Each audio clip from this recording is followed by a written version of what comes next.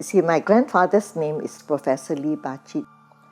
He died in the early 1941, after my eldest brother's birth. We know that he was a very helpful man, but again, dealing with black magic, I do not know what you call it.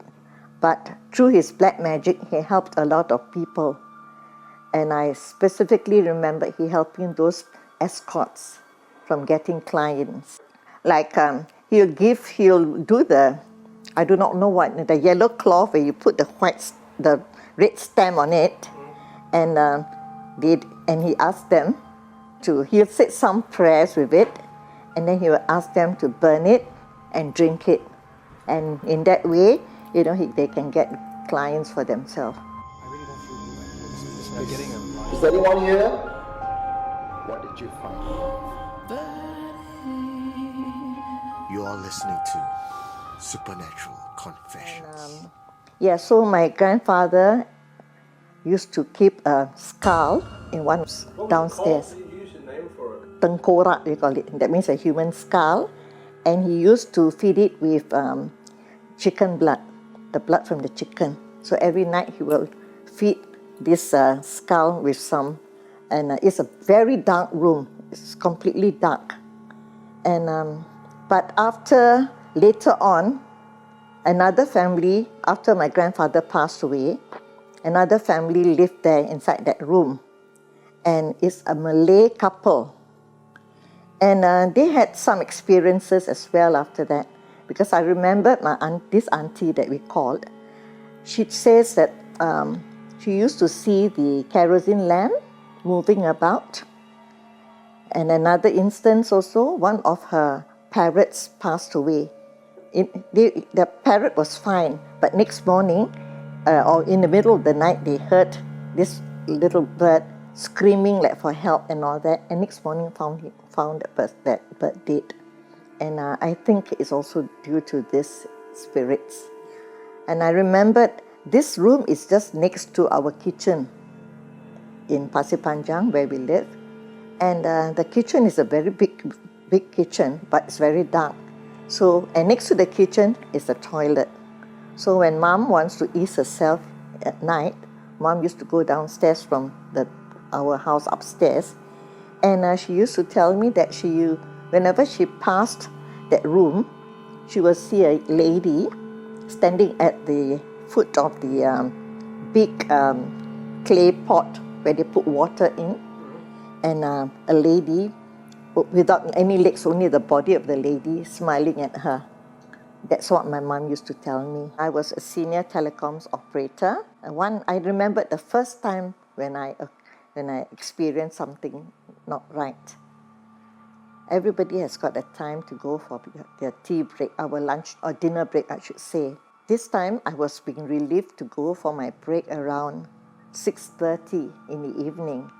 And there's only about 14 or 10, I cannot remember the amount of people. I think about maybe 12 people or 14 people. And we take turns to go for break. At that time, I was the only one that went for break at 6:30. So, as usual, the restroom is accompanied by the toilet. Now, the toilet, there's 6 cubicles, 3 on the left, 3 on the right. So usually I'll go to the left. Once I reach the door to the toilet, I would turn left and wash my dishes and all that, and then come out. After finishing dinner, so it's around 6:45, that I went to the toilet. And the toilet window is always open. So you can say that we can get good smell, but we don't, because we are so close to the pig's farm in Yio Chu Kang, in Jalan Kayu, that we get that smell. But on that day when I was washing, all of a sudden I had the whiff of lovely champaka flower smell. And for a while, that stunned me. And after that, you don't feel very good. So I quickly washed up and went off to the office. Although I still have got about 5 minutes left. And that was the first time I experienced that kind of thing. Another time was when I was expecting my second boy. that I was expecting Gabriel. And I was on afternoon duty and I finished at 9. Daddy used to park the car right inside so that I don't have to walk because I used to be very sick. And he used to park the car right in the center of the building, so it's very quiet. So whenever we come out, we make sure that we come out together in a group. Although the rest of the girls has all gone home that day. I remembered because Daddy parked the car inside, so the girls were all walking out already. Nobody was there except for those on the night duty. I heard from the Muslim prayer room, there's one room, prayer room, outside there. I heard, Rose calling me, and whistling at me, whistling.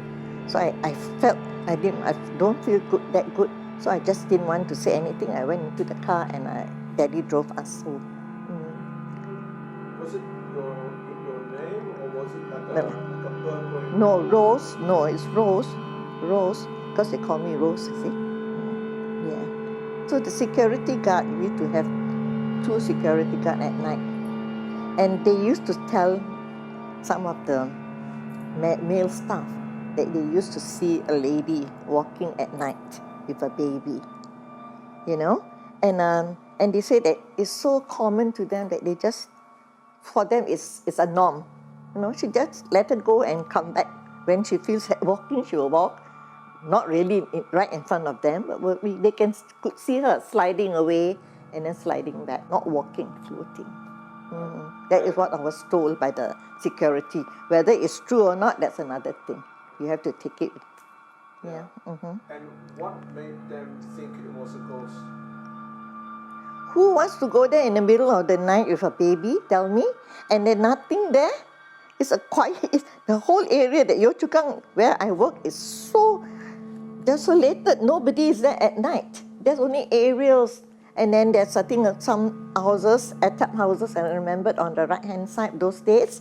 But they have, then later on, they've got the Seletar, I think, some housing estate in front of them. But prior to that, in the 70s, it's totally nothing. You got durian trees all around us. So it's completely quiet, yes. That area in the 70s is really, really ulu, you see. So who wants to carry a baby and walk around in the middle of the night? You ask yourself this.